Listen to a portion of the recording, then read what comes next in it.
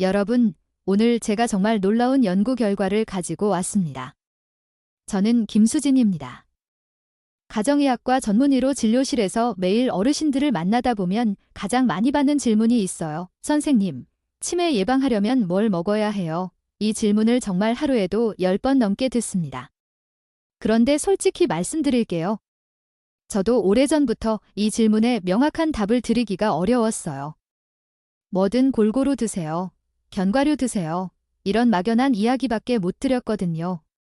그런데 지난 2025년 12월에 의학저널을 읽다가 깜짝 놀란 연구가 있었습니다. 뇌 MRI로 직접 찍어서 확인한 연구인데요. 그 결과를 보고 진료실에서 드리는 제 답변이 바뀌었습니다. 오늘은 그 이야기를 여러분께 드리려고요. 심심풀이 땅콩이라고 하잖아요. 별것 아닌 것처럼 말하는 그 땅콩이 사실 어르신들 뇌 건강에 놀라운 역할을 하고 있었습니다. 그리고 드시는 방법, 보관할 때 꼭 주의하셔야 할 점, 함께 드시면 좋은 음식과 피하셔야 할 음식까지. 오늘 이 영상 하나로 땅콩에 관한 건 전부 정리해 드리겠습니다. 끝까지 함께 해주세요. 먼저 첫 번째, 뇌 건강 이야기부터 시작하겠습니다. 혹시 여러분, 이런 경험 있으세요? 분명히 알고 있는 이름인데 갑자기 생각이 안 난다. 방에 뭔가 가지러 갔는데 왜 왔는지 잊어버린다. 이런 증상이 요즘 부쩍 늘었다면 오늘 이야기 꼭 들어주세요. 2025년 12월 세계적으로 권위 있는 임상영양저널에 주목할 만한 연구가 발표됐습니다. 네덜란드 연구팀이 진행한 연구인데요. 연구 대상이 정확히 60세에서 75세 사이의 건강한 어르신들이었습니다. 연구팀은 이분들을 두 그룹으로 나눴어요. 한 그룹은 매일 60g, 그러니까 2줌 정도 되는 땅콩을 드시게 했고요. 다른 그룹은 땅콩 대신 다른 간식을 드시게 했습니다. 이렇게 16주를 진행한 뒤에 MRI로 뇌를 직접 촬영해서 비교했는데요. 결과가 정말 놀라웠습니다. 땅콩을 드신 그룹에서 뇌로 가는 혈류가 평균 3.6% 늘어났어요. 숫자가 작아 보이실 수 있는데요. 뇌 혈류는 1%만 바뀌어도 인지기능에 체감 차이가 생긴다는 걸 기억하시면 3.6%가 얼마나 의미 있는 수치인지 아실 겁니다. 특히 판단하고 집중하는 기능을 담당하는 전두엽은 혈류가 6.6%나 늘었습니다. 기억을 저장하는 측두엽도 4.9% 증가했고요. 실제로 기억력 검사도 해봤더니 단어를 외웠다가 나중에 다시 떠올리는 능력이 5.8% 향상됐습니다. 진료실에서 보면 어르신들이 치매 걱정을 얼마나 크게 하시는지 잘 압니다. 그런데 이 연구는 추정이 아니라 MRI로 뇌를 직접 찍어서 확인했다는 점에서 다른 연구들과 차원이 다릅니다. 다만 솔직하게 말씀드리면 이 연구는 참여 인원이 31명으로 규모가 작고 땅콩 관련 단체의 지원을 받은 연구이기도 합니다. 이것 하나만으로 땅콩이 치매를 예방한다고 단정 짓는 건 무리가 있어요. 하지만 비슷한 방향을 가리키는 대규모 연구들이 있습니다. 영국에서 5만 명이 넘는 사람들을 평균 7년 이상 추적한 UK 바이오뱅크 연구에서 매일 견과류를 드신 그룹은 그렇지 않은 그룹보다 치매 발생 위험이 12% 낮았고요. 싱가포르에서 1만 6천 명을 오랫동안 추적한 연구에서도 주 2회 이상 견과류를 드신 분들은 인지기능 저하 위험이 유의미하게 낮은 것으로 나타났습니다.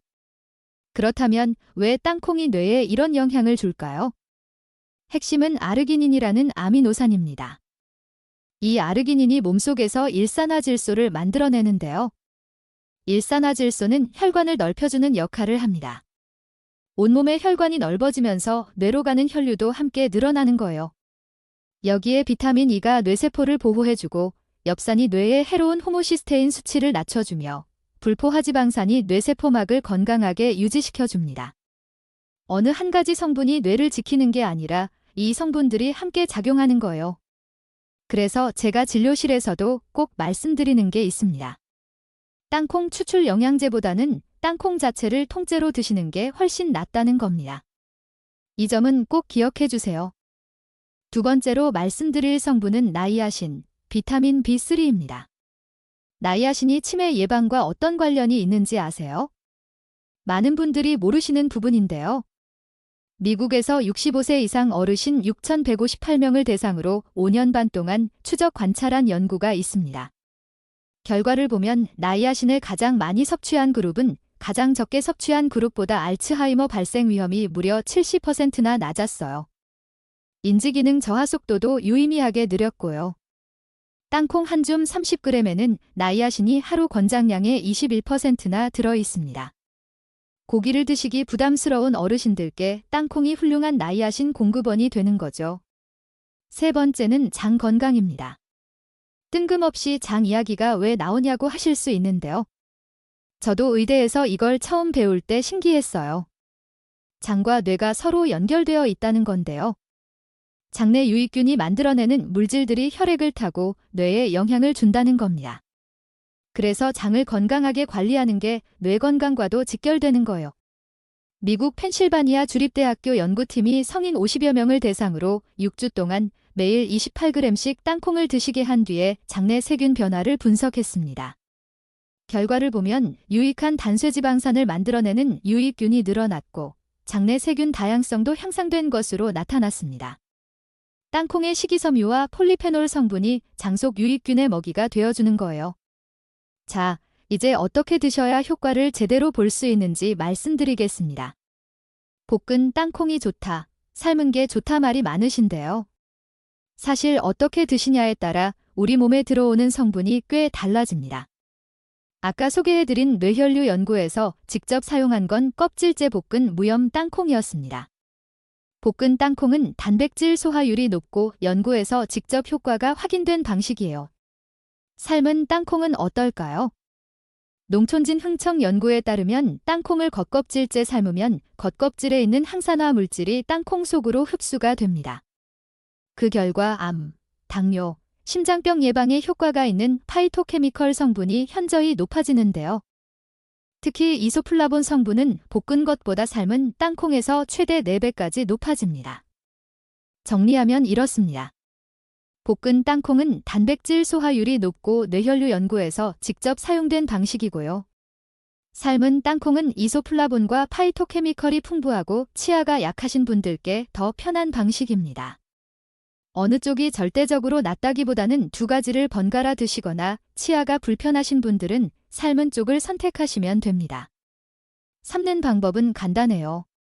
겉째 깨끗하게 씻어서 물이 잠길 만큼 붓고 소금을 약간 넣어 25분 정도 푹 삶아주시면 됩니다. 여기서 정말 중요한 게 있습니다. 삶고 나서 겉껍질을 벗기고 드실 텐데요. 속껍질은 꼭 함께 드셔야 합니다. 습관적으로 속껍질을 벗겨 드시는 분들이 많으신데 사실 그 속껍질 안에 폴리페놀이 속 알맹이보다 훨씬 농축되어 있습니다. 혈당을 조절해주는 성분도 속껍질에 있고요.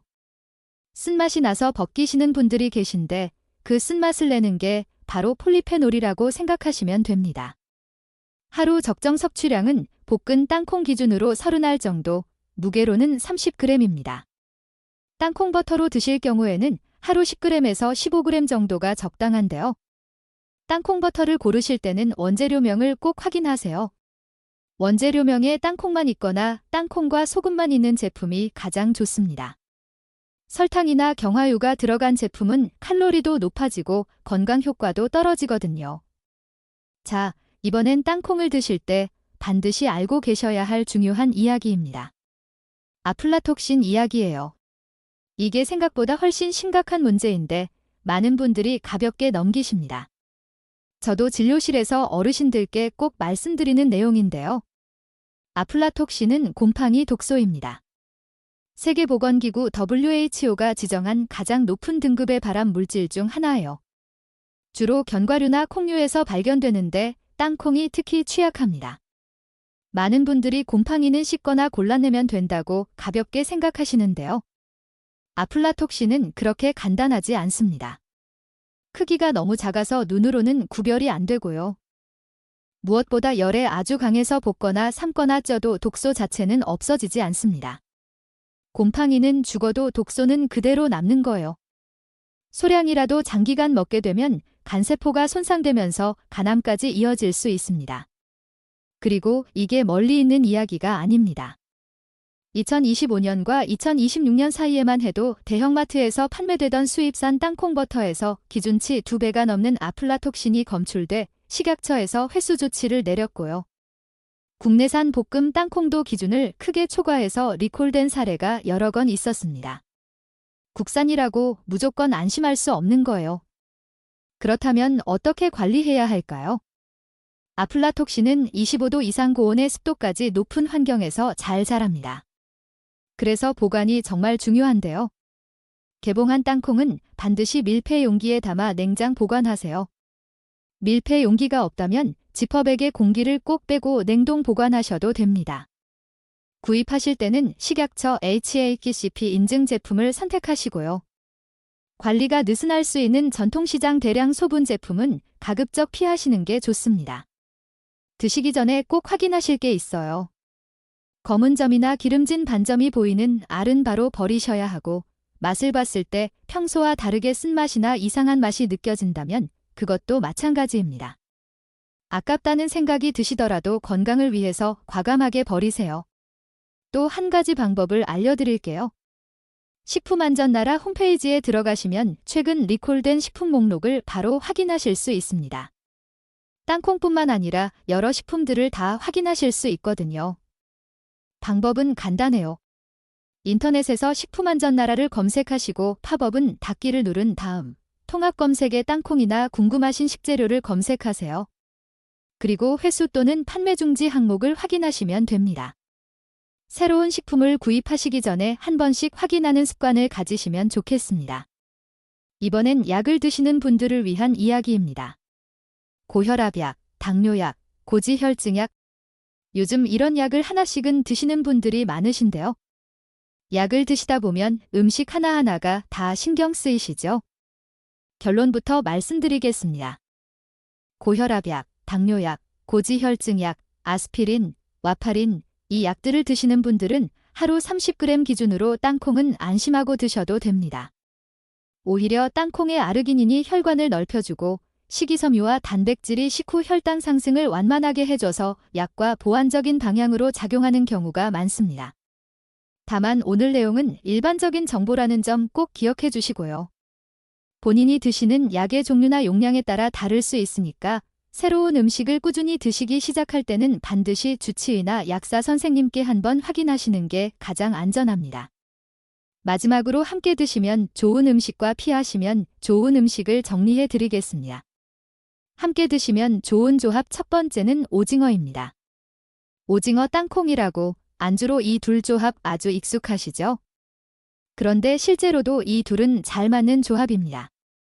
마른 오징어는 고단백의 타우린이 풍부하지만 콜레스테롤 함량이 높은 편이에요. 이때 땅콩의 불포화지방산이 콜레스테롤 수치를 낮춰주는 역할을 해서 궁합이 좋습니다. 물론 안주로 드실 때 술은 과하지 않게 하시는 게 전제겠죠. 함께 드시면 좋은 조합 두 번째는 바나나입니다. 바나나는 당분이 많아서 먹으면 혈당이 빠르게 올라가는 편인데요. 땅콩과 함께 드시면 땅콩의 단백질과 지방, 식이섬유가 혈당이 급격히 오르는 걸 막아줍니다. 바나나 한 개에 땅콩 20알 정도면 포만감도 오래 유지되고 혈당 관리에도 좋은 간식 조합이 됩니다. 함께 드시면 좋은 조합 세 번째는 블루베리입니다.